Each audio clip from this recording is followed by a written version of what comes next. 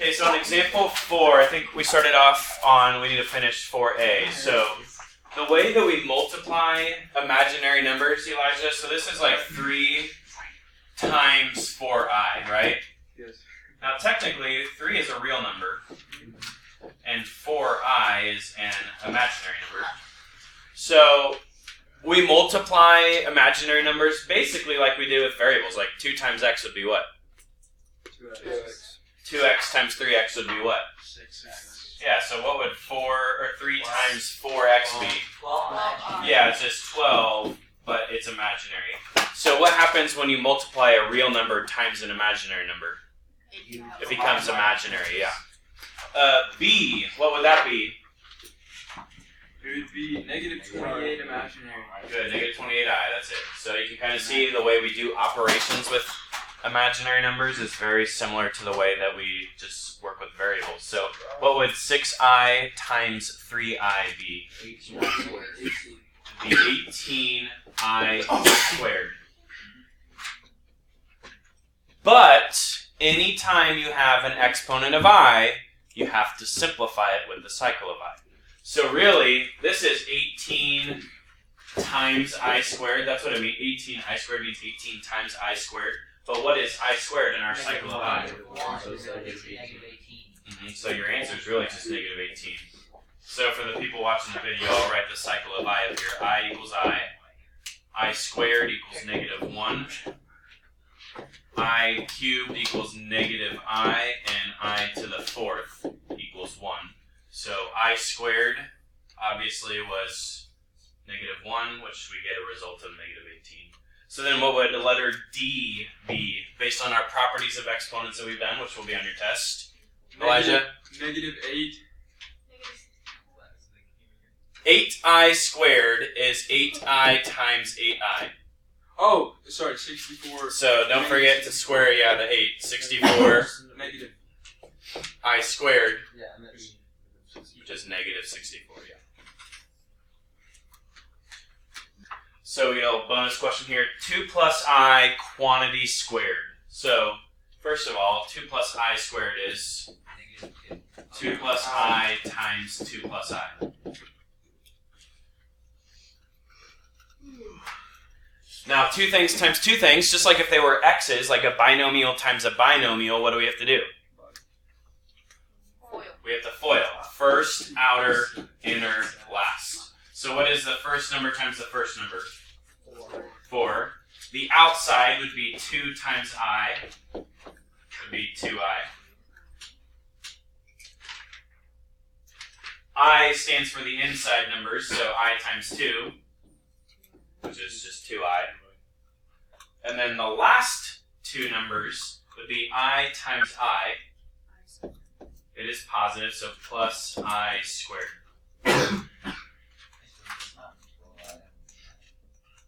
Okay, so now we can combine these just like we could if those were both x's. What is 2 i's plus 2 imaginary numbers plus 2 more imaginary numbers? 4. It would be 4 imaginary numbers. Plus, what is I squared? Negative 1. In our cycle of I, it's just a negative 1. So plus negative 1, and obviously we still have this 4 in front. So what can I now combine? 4 and negative 1. 4 minus 1, right? 4 plus negative 1 would be what? 4i plus negative 3 plus 4. plus 4i. So really, what is the only difference in foiling out imaginary numbers compared to foiling out x's? Actually, no, look, because last number is the only one squared. Yeah, the I squared could simplify to negative 1. So sometimes our exponents simplify, but the process is pretty much the same, okay? This is actually your answer. That whole thing is your answer. It's kind of weird, but we can't combine a real number plus an imaginary number. We can multiply them together, just like we could with x's, like 2x times 3x would be 6x squared. But we cannot add, they're not like terms basically, right? Like just like we couldn't add an x to a y, you can't add a real number to an imaginary number. So, have you seen something like this before?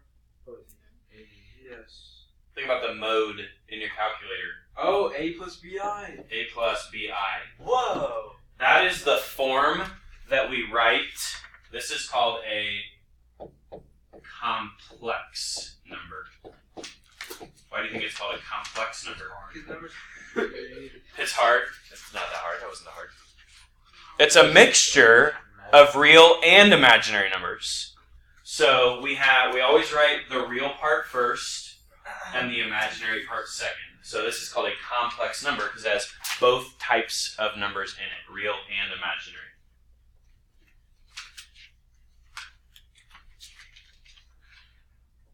So I'm gonna skip this for a second, and I'm gonna go to this example 6. I think it's on the back side of your notes.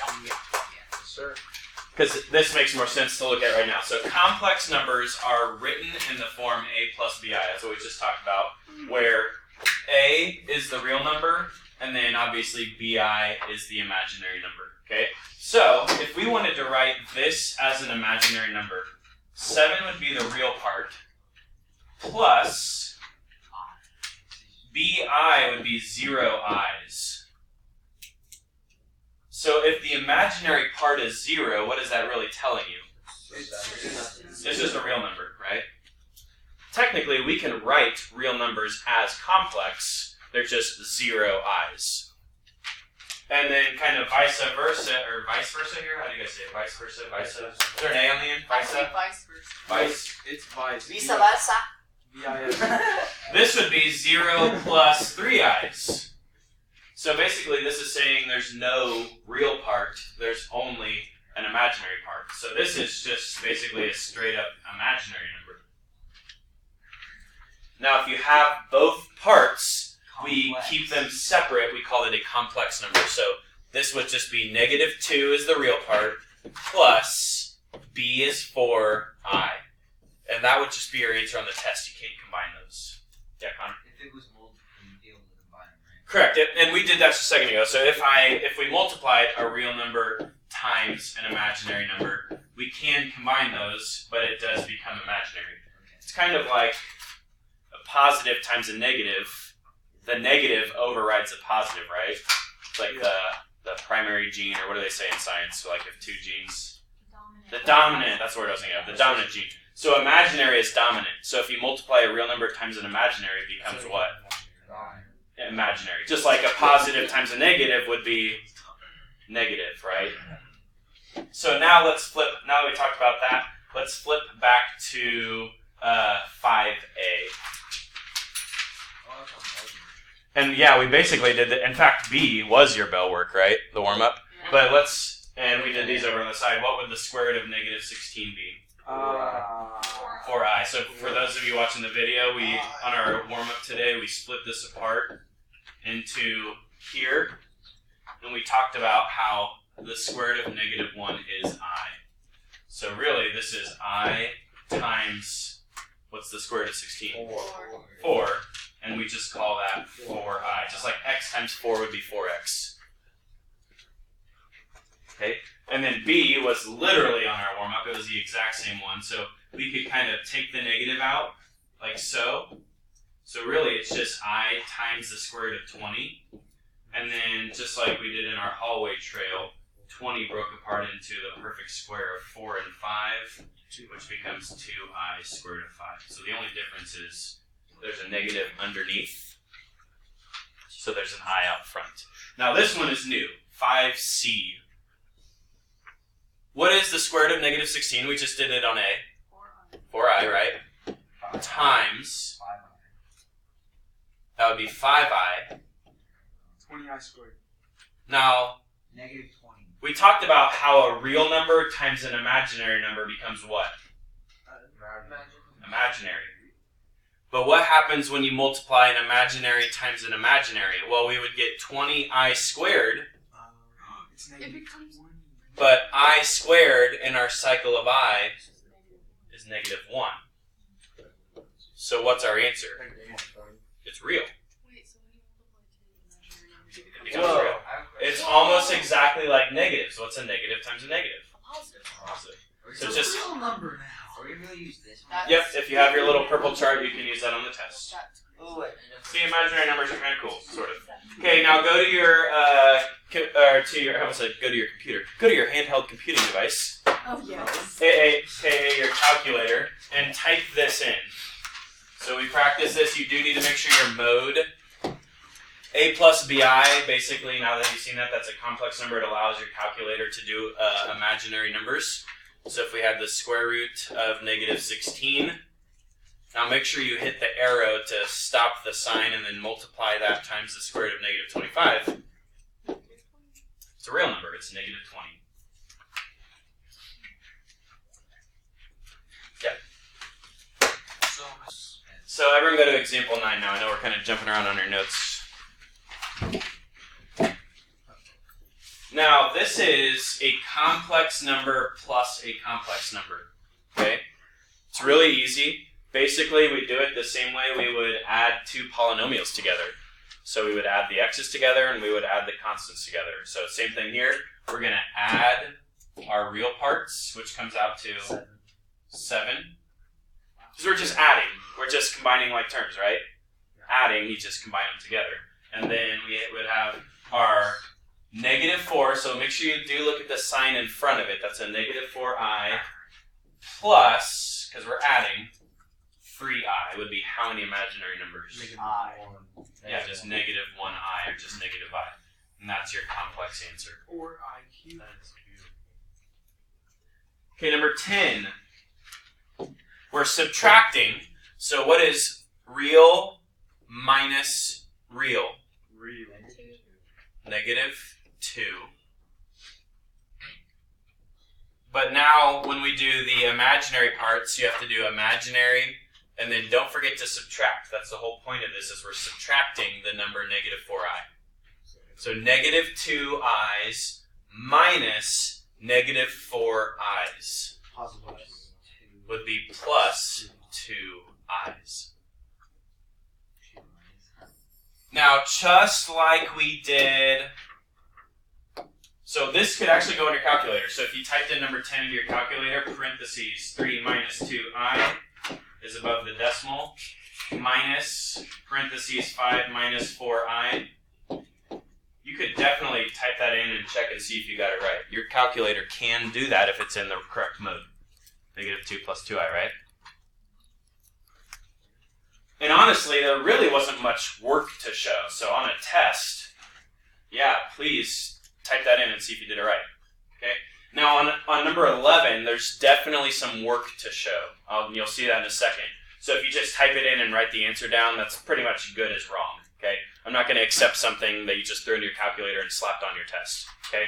So you'll kind of see what I mean here in a second on number 11. What's the difference between 9, 10, and 11? 11 is multiplication. Yeah, we're multiplying. And we actually just did one of those, your bonus question a second ago.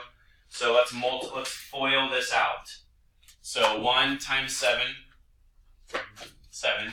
And then 1 times negative 5i. And then the middle 2 would give me 21i. And then the last 2, plus times minus would be minus 15i squared. So this is the second time you're seeing one of these today.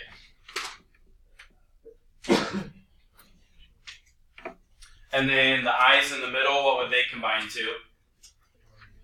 16i. 16i. Now this last part I'm going to highlight here. This is negative 15i squared. What that really means is negative 15 times I squared is negative 1 in our cycle of I. So what does that last term actually end up being? Plus 15. Plus 15.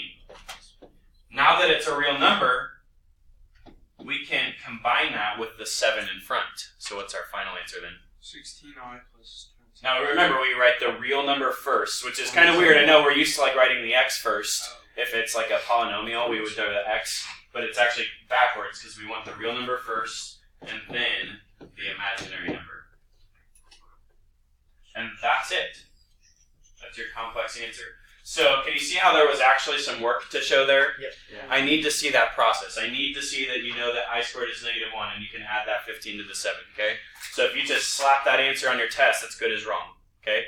But now, please, in fact, please do, type this into your calculator and see if we got it right. That is absolutely okay for you to do on your test.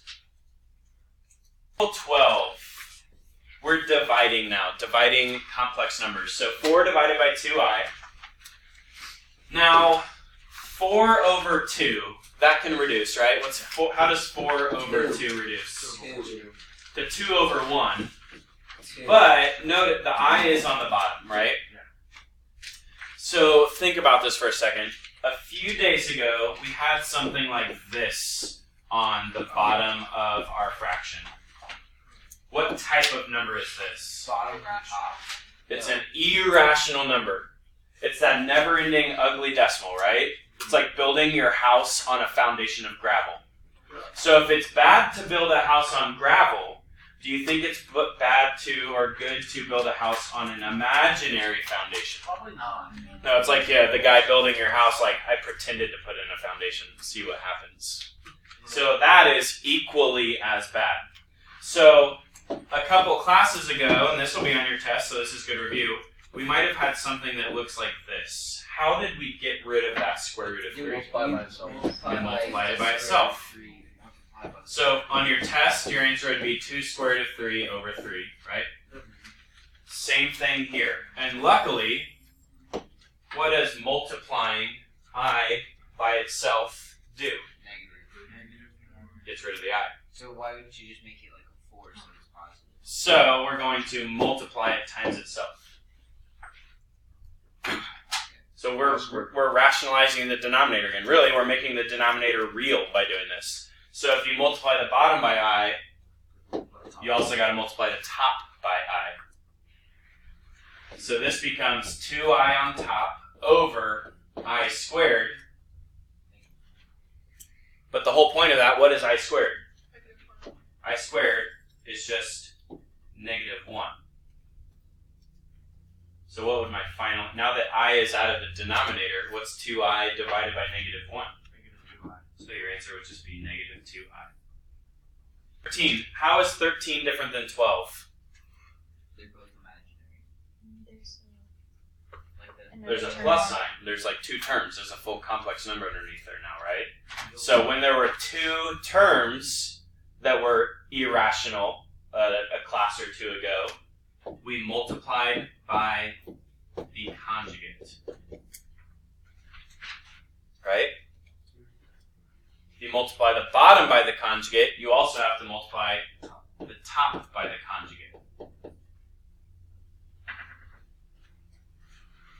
Now, I think this is actually easier than square roots and cube roots because when you multiply cube roots and square roots, you have to multiply the radicands, and then sometimes you get a really big number. You have to use your little purple chart to find the perfect number that perfectly divides out of it. That can be a big pain in the butt. With this, at most, we might deal with an I squared or so. Okay? So I think this is actually easier. So watch what happens. So if we distribute the top, what is that? 6i. Distribute the top. Minus 12i squared. I'll come back to that. Yes, I know I squared simplifies. I'm going to go into the bottom. Now what's nice about this is we have our shortcut. These are conjugates, so what do I really only need to do? First times the first is 4, and then the last times the last would be negative 16 or minus 16i squared. It is a positive times a negative, so the sign in the middle is minus, and then 4 times 4 is 16i times I squared. Okay, what is this I squared up top going to do to this negative 12? Make it positive. Yeah, it's just going to make it positive, right? I squared is negative 1, so that would end up being a 12 plus 6i on top. I just moved the 12 to the front, right, because it's real now. And then bottom, what's that I squared going to do to that 16? Well, technically, that's negative 16 times negative 1, which is now positive 16. So what's 4 plus 16? 20.